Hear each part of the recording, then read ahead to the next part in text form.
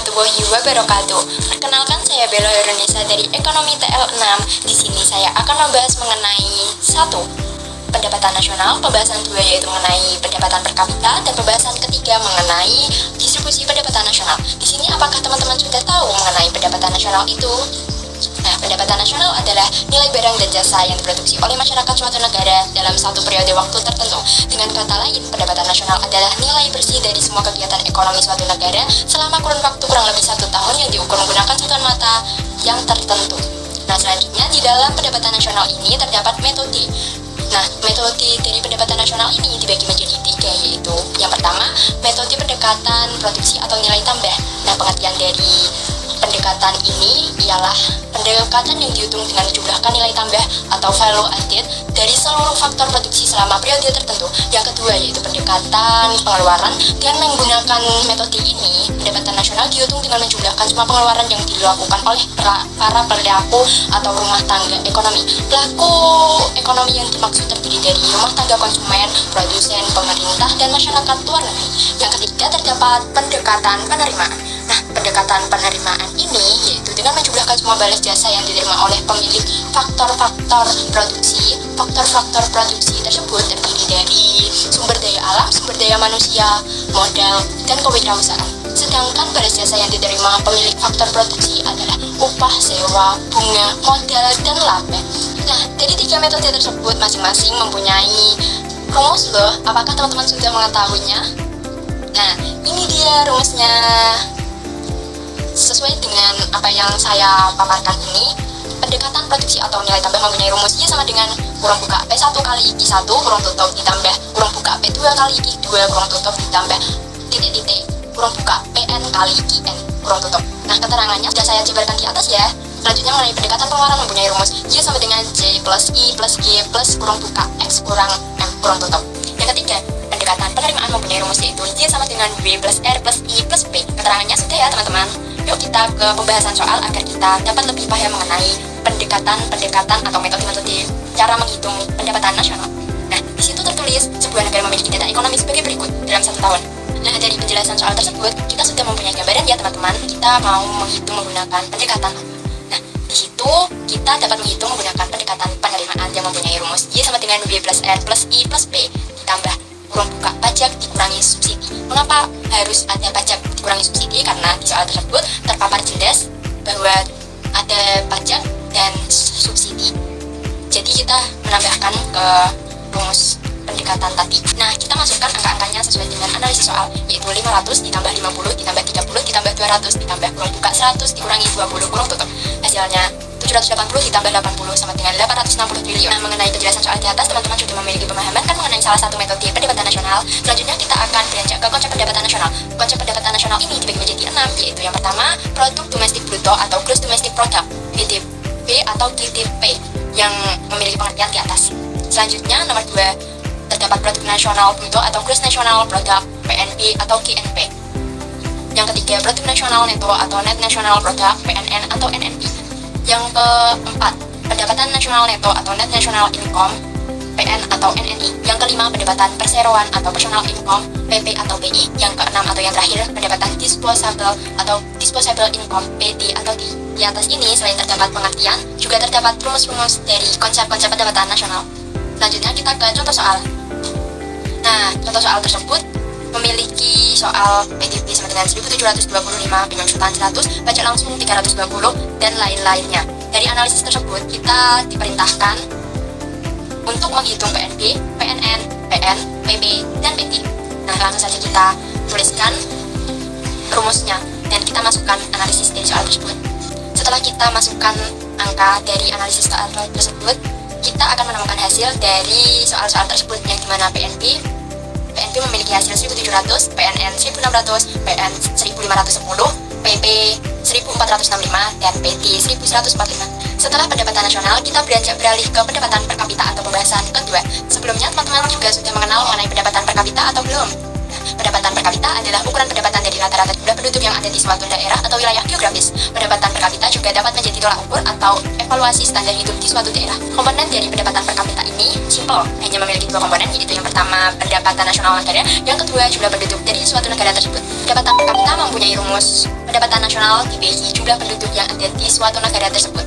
Fungsi dan kelompok negara berdasarkan pendapatan per kapita. Fungsi dari pendapatan per kapita yaitu mengetahui tingkat kemakmuran negara dan masyarakatnya. 2. Mengukur kelancaran pelaksanaan aktivitas ekonomi negara. 3. Mencerminkan situasi ekonomi masyarakat dan negara dalam waktu tertentu.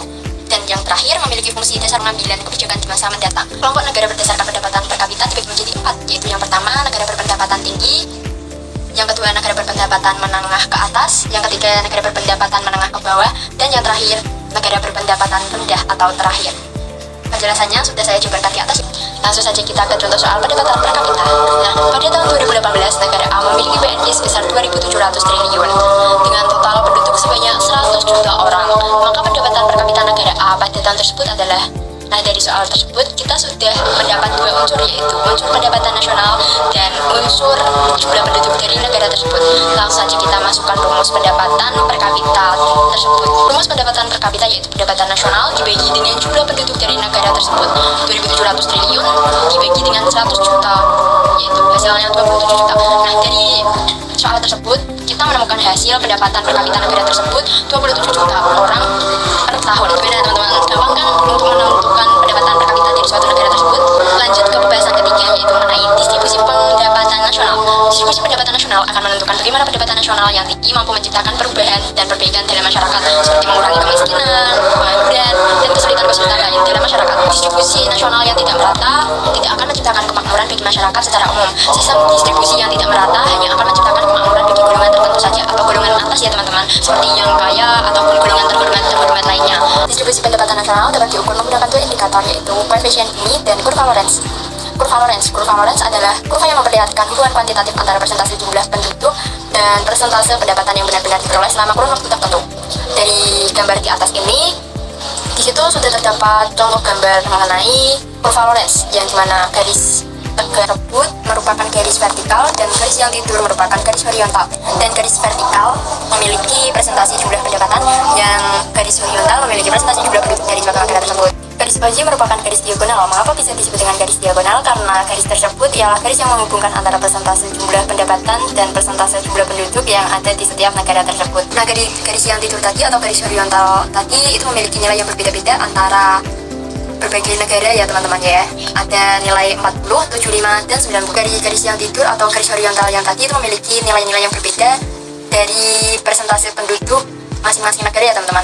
Bisa kita bayangkan bahwa nilai 40 itu ialah negara A, dan 75 dari negara B, dan 90 dari negara C. Kalau kalian nih mendapati soal negara mana sih yang memiliki tingkat ketimpangan yang tinggi tetapi memiliki pemerataan yang rendah, kalian bisa menjawab negara merah ataupun negara dengan memiliki nilai 90 ya. Mengapa? Karena dari kurva Lorenz tersebut garisnya tuh jauh dari garis OZ ataupun garis diagonal, sehingga bisa kita artikan bahwa negara tersebut merupakan negara yang pemerataannya paling rendah atau memiliki ketimpangan paling tinggi. Sedangkan jika kalian mendapati soal negara mana sih yang memiliki tingkat pemerataannya sempurna dan memiliki ketimpangan yang rendah ataupun ketimpangannya hampir tidak ada, kalian bisa menjawab negara A ataupun negara hitam itu ya teman-teman garisnya. Mengapa bisa negara A ataupun negara dengan garis hitam tersebut? Karena negara tersebut memiliki perbandingan 1:1 ataupun dari persentase pendapatan 40 dan persentase penduduk 40. Jadi kalau kita menulis perbandingan itu 1:1 yang artinya sama dan memiliki arti bahwa negara tersebut memiliki tingkat pemerataan yang sempurna ataupun hampir tidak ada ketimpangan di dalam negara tersebut ya teman-teman ya. Dengan demikian dapat disimpulkan kurva Lorenz semakin jauh dari diagonal, pemerataannya semakin buruk atau ketimpangannya semakin tinggi. Nah, itu tadi penjelasan mengenai kurva Lorenz ya teman-teman. Kita lanjut mengenai koefisien Gini. Koefisien Gini atau indeks Gini merupakan ukuran dari distribusi pendapatan. Koefisien Gini tidak hanya untuk mengukur distribusi pendapatan, melainkan untuk mengukur ketidaksetaraan ekonomi dan mengukur distribusi kekayaan di suatu populasi. Koefisien Gini dan indeks Gini mempunyai nilai yaitu 0 sampai 1. Tidak ada yang melebihi 1 ataupun tidak ada yang kurang dari 0. Nah, di mana angka yang mendekati 0 makin merata dan yang mendekati 1 itu makin timpang. Adapun cara menghitung indeks Gini atau koefisien Gini dengan membagi luas bidang kurva Lorenz dengan luas segitiga OX. Seperti contoh di atas ya teman-teman, indeks Gini negara B yaitu mempunyai luas bidang kurva Lorenz dengan gambar tersebut dan luas segitiga OXY dengan gambar tersebut, sehingga memperoleh hasil kurang lebih 0,4. Dan indeks Gini negara H memiliki luas bidang kurva Lorentz seperti gambar tersebut dan luas segitiga OFY seperti gambar tersebut, sehingga memiliki hasil 0. Itu karena luas bidang kurva Lorentz-nya hanya memiliki garis gini. Yang terakhir, indeks Gini negara memiliki luas bidang kurva Lorentz yang sama dengan luas segitiga OFY, sehingga hasilnya pun sama dengan luas bidang kurva Lorentz dan luas segitiga tersebut. Jadi kayak 1 dibagi 1 sama dengan 1 juga teman-teman. Jadi angka koefisien Gini yang berbeda-beda tersebut juga memiliki arti yang berbeda ya teman-teman. Angka 0 itu memiliki tingkat pendapatan yang merata, sedangkan 0,3 memiliki tingkat pendapatan yang relatif merata, sedangkan 0,3 sampai 0,5 memiliki ketidakmerataan pendapatan yang rendah. Terus 0,5 sampai 1 itu memiliki ketidakmerataan pendapatan yang tinggi, sedangkan angka 1 memiliki arti tingkat ketidakmerataan pendapatan sempurna. Sekian yang bisa saya sampaikan. Maaf jika terdapat salah kata maupun salah kalimat dalam pengucapan. Terima kasih. Wassalamualaikum warahmatullahi wabarakatuh. Dadah.